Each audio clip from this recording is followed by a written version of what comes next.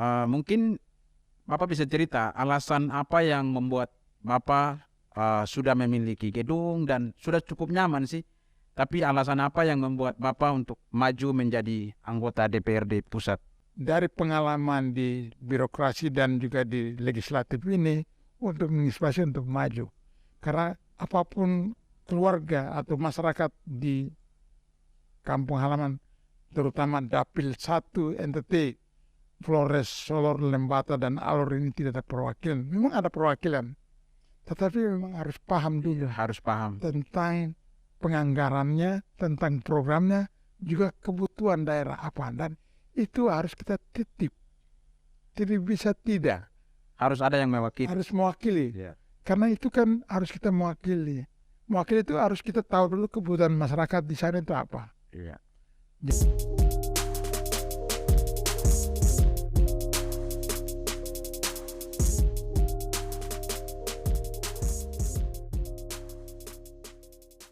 Selamat datang di podcast Jalan Kehidupan. Di dalam podcast ini, Bapak Ibu, saudara-saudara, kakak adik, saudara semua akan mendengarkan kisah atau perjalanan kehidupan dari orang-orang yang kehidupannya menjadi inspirasi, edukatif, dan visioner. Nah, sekarang ini kan saya juga beberapa kali main ke gedung Flobamura ya. Dan itu gedung yang sangat besar dan luar biasa. Ada 4 lantai Bapak ya. Alasan apa yang membuat Bapak sehingga bisa membangun gedung itu? Iya. Jadi berangkat dari kehidupan di Surabaya dulu ya. Jadi memang tidak segampang sampai bisa bangun gedung itu. Jadi awalnya saya bekerja di Disperindak Kota Surabaya. Di tahun berjalan akhirnya ada eselonisasi atau mutasi. Jadi saya dari Disperindak pindah ke Kelurahan Ngagel tahun 2000. Sekitar tahun 2000. Tahun 2000. Jadi 99 itu saya di Disperindak, 1,5 tahun itu saya pindah ke ke kelurahan. Di kelurahan ada menduduki jabatan. Waktu itu kan padahal baru dengan SLTA. Tapi sudah dikasih jabatan yaitu kasih pemerintahan kelurahan Ngagel. Nah, secara ada eselonisasi karena yang menduduki jabatan itu harus sarjana. Akhirnya saya dimutasi dengan jabatan yang jadi staf di staf biasa. Staf biasa Ya. karena harus sarjana kan. Saya kan bukan sarjana. Saya akhirnya turun non job tapi jadi staf di sekretariat DPRD, pindah mutasi jadi ke sekretariat DPRD Kota Surabaya tahun 2001. Nah dari situ saya inspirasi untuk kalau kondisinya begini ternyata masih harus sekolah. Iya. Luar biasa. Akhirnya saya maju kuliah, ambil S1 di Unipra. Iya, Unipra. S1 jurusan administrasi pemerintahan sampai selesai. Nah, di tahun 2004 itu saya selesai kuliah, terus ada inspirasi untuk saya maju, lanjut lagi. Ya, ambil S2. Ya. Akhirnya, tapi karena kondisional juga, saya tetap kerja dulu, fokus kerja dulu karena sudah pegang sarjana, saya bekerja sambil inspirasi gimana supaya bisa berkembang karena teman-teman itu ada yang S2, S3, iya. kadang ijazah S2 saja, kadang 2 kampus, 2 ijazah yang mereka pegang, S1 saja. Itu yang buat sudah. Sambil saya kuliah. Akhirnya tahun 2006 saya kuliah ambil S2. Ambil S2 sambil jalan. Nah, sampai tamat di tahun 2010 itu ada pencalonan jadi eselon. Nah, naik jabatan. Nah, ambil jabatan gitu. Ternyata yang diakui itu ijazah sarjana S1 karena itu pakai izin kuliah. Nah, S2 ini belum pakai izin. Akhirnya yang diakui ijazah S1 sehingga saya bisa menduduki jabatan jadi kasih perundang-undangan dan bantuan hukum waktu itu di sekretariat DPRD dari 2010 sampai 2016 akhir. Bapak menduduki jabatan Itu jadi kasih. Nah, karena ada namanya kerja di sekretariat DPRD itu kan tentu ada gesekannya. Ya, betul. Dan gesekan akhirnya sempat saya dimutasi ke Kecamatan Wiung sebagai kasih pemerintahan Kelurahan Wiung. Wah, jadi sudah di atas Sudah di atas turun lagi. karena ada sedikit salah Pergolakan. paham Ya. dengan dewan, akhirnya geser. Nah, tetapi tidak lama, hanya cuma 3 bulan atau 2 bulan setengah itu Pak Armuji tarik kembali lagi. Jadi saya ditarik kembali lagi dengan jabatan baru, yaitu jadi kasih rumah tangga dan perlengkapan di bagian TU. Jadi kepala bagian. Ya, kepala bagian. Bukan, Kasubag. Oh, Kasubag. Kasubag rumah tangga dan perlengkapan di Sekretariat DPRD sampai tahun 2002, 2001, dan terakhir dapat jabatan setelah mau pensiun, dapat jabatan istimewa sebagai kabak kabak Sekretariat DPRD sampai pensiun. Jadi Bapak ini selesai dengan kabak kabak umum sekretariat. Itu saya bilang saya luar biasa puji Tuhan, karena kalau kita orang Jawa menduduki jabatan di Timur itu biasa. Iya. Tapi kalau kita orang Timur menduduki jabatan sebagai kabak di kota metropolitan, apalagi di kota Surabaya, itu luar biasa. Hanya kasih karunia Tuhan. Amin. Ya gitu. Itu perjalanan. Mengenai gedung. Iya, gedung Flobamora. Ya, gedung Flobamora ini memang perjalanan hidup tentu ada suka dukanya. Dalam kehidupan di kota Surabaya dari tahun 2000 sampai 2010, ada saja permasalahan ada di kita sendiri. Ada yang mau meninggal, nikah, kawin, itu kan persoalan. Kesulitan gedung juga. Ya. Sampai pelayanan pun kesulitan. Jadi di tahun 2008 itu Bapak punya inspirasi karena ada persoalan. Jadi ada adik-adik yang mau kawin juga kesulitan. Mau ke sana kawin, ada persyaratan, harus atestasi dari gereja induk, ada kelakuan baik dari daerah asalnya dan lain sebagainya, dan rekomendasi dari orang tua. Nah, ke gereja ini ditolak gereja ini itu karena memang tidak ada syarat-syarat itu lengkap. Ya, betul sekali. Sehingga Bapak punya perasaan, kok kalau gereja saja menolak orang yang domba yang tersesat, Iya, betul. tujuan apa bangun gereja? Sehingga tahun 2008 itu Bapak rintis yang namanya Gemit. Gereja masih. Berarti cikal bakal lahirnya Gemit di Surabaya ini juga ya satu inspirasi saya luar biasa untuk membangun gereja Gemit Osana Surabaya yang memang cabangnya dari Sinode Kupang. Iya, NTC. Itu juga perjalanannya panjang karena menjawab tantangan persoalan ada di Surabaya. Sehingga dari situ gereja bangun dan komunikasi tidak langsung diakui oleh Sinode Kupang, sehingga komunikasi dengan Sinode Kupang dan lain sebagainya sampai 2016-2017 baru diakui menjadi gereja mandiri dan diakui oleh Sinode Kupang.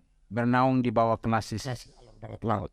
Ya, dan kita bisa dapat utusan. Jadi waktu itu selama hampir 5-6 tahun itu saya pakai istilahnya sewa pendeta. Oh iya. Untuk melayani karena kondisi walaupun belum diakui oleh Sinode, tapi kan pelayanan harus jalan. Ya, betul sekali. Ada orang nikah, orang mati kan bisa ada pelayanannya. Dan juga akte kelahiran, akte kematian dan lain sebagainya, pernikahan semua harus dilayani dari gereja. Nah, itu tetap berjalan sehingga sampai diakui oleh Sinode Kupang, akhirnya dapat pendeta resmi dari Kupang dan sekarang berjalan.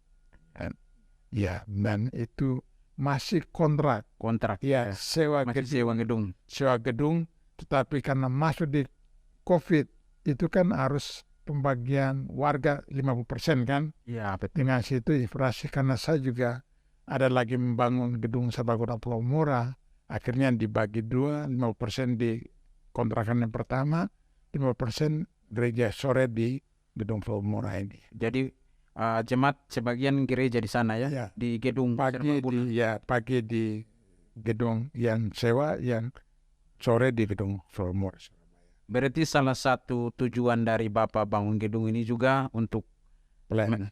pelayanan, menolong Ya. jemaat-jemaat yang belum memiliki tempat. Ya, jadi untuk pertanyaan kenapa bisa bangun gedung Flowmore Surabaya, ini juga berangkat dari permasalahan ada di perantau, khususnya seluruh Flowmore NTT Surabaya.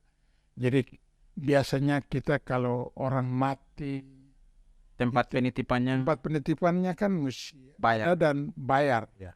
Dan itu kita mesti ada ibadah khusus begitu ya untuk ini, baru besok baru kita ada kubur atau apa. Tapi ini kan waktu berjalan ini kan tentu kosnya, ada sewanya ini kan mahal. Anak kita kan kebanyakan serabutan, sehingga terinspirasi untuk harus bangun gedung ini untuk warga NTT. Sehingga gedung itu saya bangun pada saat kondisi COVID, tapi dengan keadaan terpaksa saya harus merintis gedung ini.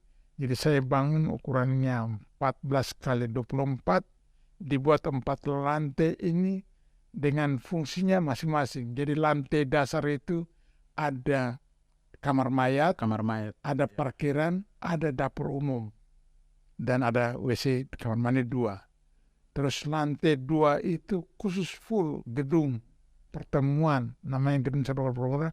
Ada di situ, ada gedung buat ibadah minggu sore dan juga hari lain. Memang kalau hari Minggu itu buat khusus buat gereja. Saya lihat kebanyakan mahasiswa Ya. juga. Hari lain itu untuk sewa, untuk pernikahan, ada sambut baru, ada wisuda, syukuran wisuda, dan ada pertemuan organisasi NTT di situ.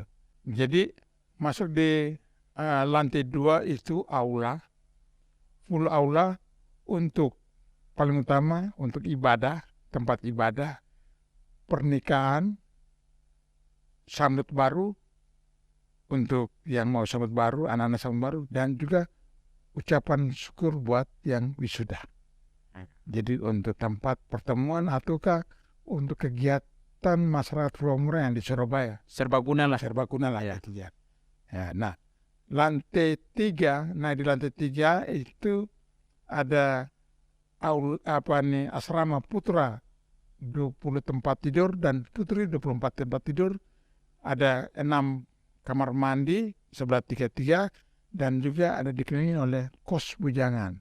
Tujuannya itu untuk buat anak-anak NTT yang kos, karena selalu pengalaman di kos di saudara-saudara kita di sini itu kosnya tidak boleh terima banyak orang. Sehingga kita beri keleluasaan, punya gedung kita sendiri, punya kos sendiri untuk bisa anak-anak bisa. Jadi kos bujang begitulah. Jadi satu kamar itu kan mereka masih bujang. Kalau laki-laki ya bisa 2-3 3-4 orang silakan. Saya tidak akan larang. Gitu. Jadi itu kan punya kita sendiri, jadi silakan, asal ya jaga ketertiban, keamanan. Dan itu kamu mau rekreasi apapun, kegiatan apapun silakan, bebas. Gitu. Nah, itu yang lantai 3. Tujuan asrama ini untuk transit. Jadi untuk tur rohani atau tur alami atau tur kesebelasan apapun yang dari timur, ataukah ada belanja atau bepergian datang, silakan. Atau mahasiswa yang belum studi di situ silakan menginap, ataukah ada warga yang kerja atau di PHK sehingga tidak bisa bayar kos, mereka bisa tahan di asrama itu dulu sambil menunggu, menginap sebentar sambil menunggu cari kerja dulu baru bisa mereka keluar. Dan itu memang multifungsi juga asrama itu. Jadi bisa untuk apa saja, untuk pertama itu kan mungkin ada keluarga yang datang karena wisuda, itu bisa nginap situ, ataukah keluarga yang datang karena kematian. Nah, karena banyak keluarga bisa nginap di asrama itu. Jadi itu ada tempat semua disiapkan. Dan untuk lantai 4 itu untuk warkop. Los. Ya, jadi nama warkopnya apa Bapak? Warkop Flowmore. Luar biasa. Jadi itu nanti biasanya menunya itu menu ala Flowmore. Ciri khas timur. Ada daging C dan lain sebagainya. Gitu. Jadi itu. Tetapi kakak ingat bahwa gedung ini bisa terima mayat, karena kamar saya sudah buat kamar mayat yang memang ditampung mayat, dan itu sudah puluhan mayat yang Bapak sudah terima di sana, terutama dari wilayah timur. Dari Papua juga sudah saya terima. Baru dikirim ke sana. Nanti di situ dulu baru kita ada mete, biasanya orang timur itu harus mete 1-2 malam, baru kubur di Surabaya atau kargo pulang. Jadi tapi tahannya di situ dan gratis. Karena tempat penginapan di sini banyak dan itu harus sewa, dan per malam itu bunyi jutaan. Nah, ini gedung ini Bapak bangun ini untuk penitipan mayat sementara dan gratis. Luar biasa. Iya. Ya, baik pemirsa, ya luar biasa ya. Perjalanan kehidupan yang sangat sulit, tetapi saat ini diberkati dan sampai sudah ada gedung di Surabaya. Saya mendengarkan isu-isu Bapak Iya. dan berita yang sangat menggembirakan. Perjalanan kehidupan tidak berhenti di Surabaya, tapi saya mendengarkan bahwa Bapak akan mencalonkan diri menjadi anggota DPRD Pusat ya. Mungkin Bapak bisa cerita alasan apa yang membuat Bapak sudah memiliki gedung dan sudah cukup nyaman sih. Tapi alasan apa yang membuat Bapak untuk maju menjadi anggota DPRD Pusat? Iya. Bapak ini kan ASN kurang lebih 36 tahun. ASN murni sebagai birokrasi murni 35 tahun, dan Bapak ini juga pengalaman 22 tahun di dapurnya DPRD.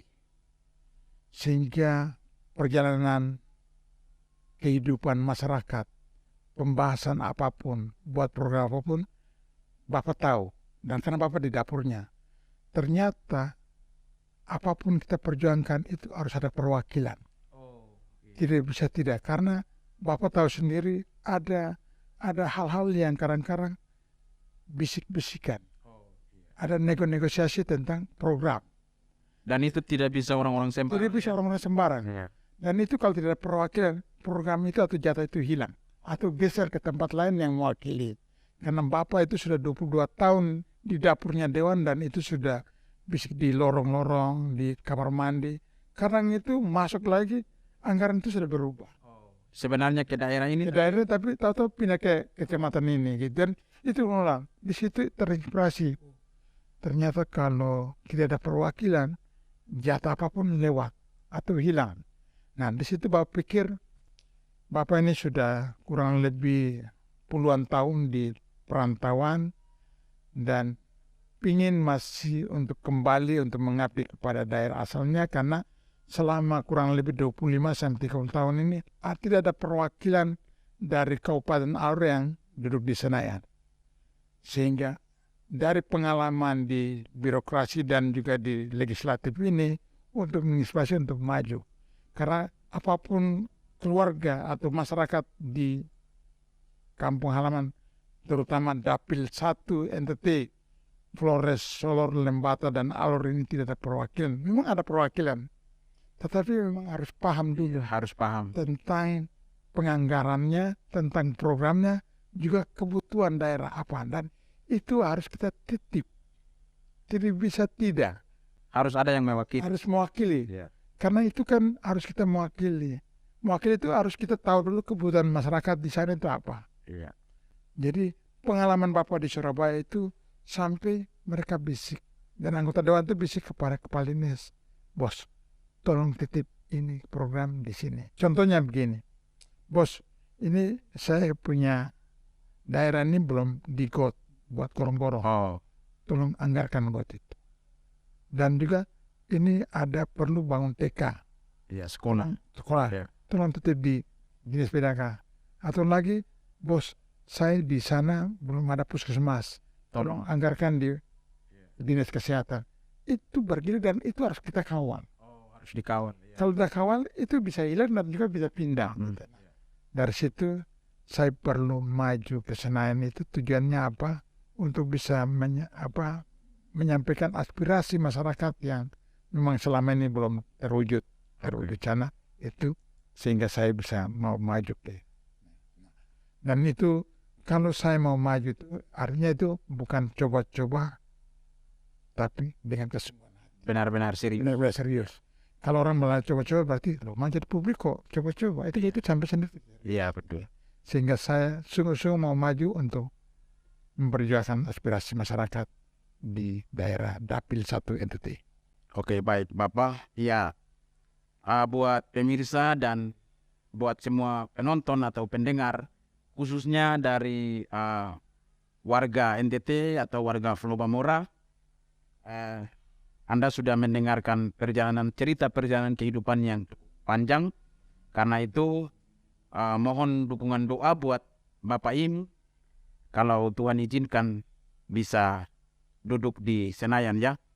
Yang untuk terakhir Bapak Im, mungkin Bapak Im bisa pesan buat pendengar atau pesan buat dapil-dapil, bisa kasih semangat atau pesan-pesan buat generasi ini untuk semangat memperjuangkan kehidupan mereka. Baik.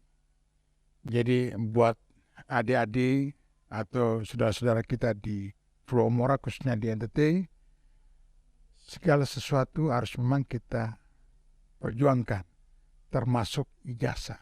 Karena kita bukan orang bangsawan atau miliarder. Yang bisa merubah nasib kita itu lewat pendidikan. Contohnya Bapak sendiri. Karena Bapak berangkat dari ijazah SLTA biasa sampai di Surabaya dan bisa menempuh pendidikan S1 dan S2 dan bisa menuju jabatan terakhir sampai di Kabak. Itu luar biasa karena lewat pendidikan. Karena pendidikan itu bisa merubah nasib kita dan pendidikan itu bisa merubah apapun kondisi kita dari keluarga dan daerah kita. Oleh karena itu, jangan putus asa untuk bersekolah atau berpendidikan. Karena meraih tiket itu baru bisa merubah nasib. Gitu. Iya, pesan buat pendengar atau masyarakat yang mendukung Bapak. Iya, saudara-saudara semua, ini ada rencana niat untuk maju ke Senayan di tahun 2004. Ini tahun 2009 ini tahun politik, tentu Bapak juga pasti ada turun untuk sosialisasi diri. Mari kita sama-sama mendukung, mendoakan untuk bisa meraih, karena apapun kondisi ada perwakilan.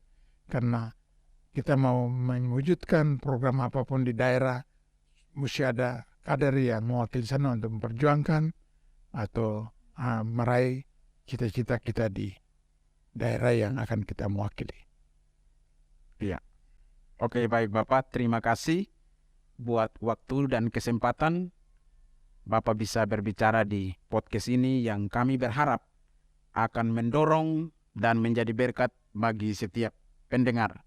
Dan pemirsa, Anda sudah mendengarkan perjalanan kehidupan yang sangat luar biasa, dan paling penting adalah bahwa kalau hanya orang-orang berpendidikan yang tahu apa itu pendidikan, dan untuk menduduki jabatan-jabatan tertentu di bangsa ini, Anda harus sekolah. Karena itu pendidikan itu penting. Kalau saat ini Anda yang menganggap bahwa pendidikan tidak penting, Anda sudah mendengarkan cerita perjalanan kehidupan dari Bapak Im.